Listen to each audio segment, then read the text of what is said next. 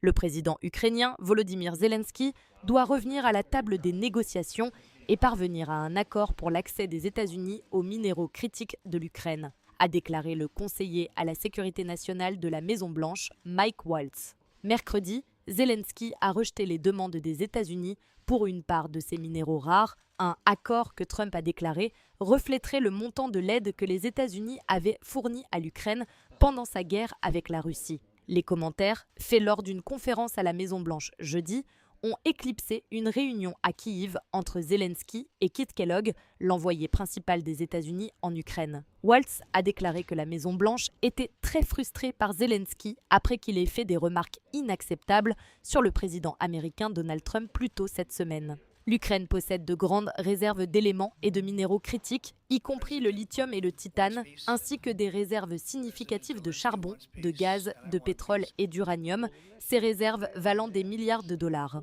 Plus tôt jeudi, Waltz a suggéré que l'accès des États-Unis aux minéraux rares en Ukraine pourrait être échangé contre de l'aide ou pourrait être considéré comme une compensation pour le soutien que les États-Unis ont fourni jusqu'à présent. Nous avons présenté aux Ukrainiens une opportunité extraordinaire et historique, a déclaré le conseiller, ajoutant que cela serait la meilleure garantie de sécurité que l'Ukraine puisse espérer. Mais Zelensky a rejeté l'offre, disant « Je ne peux pas vendre notre pays.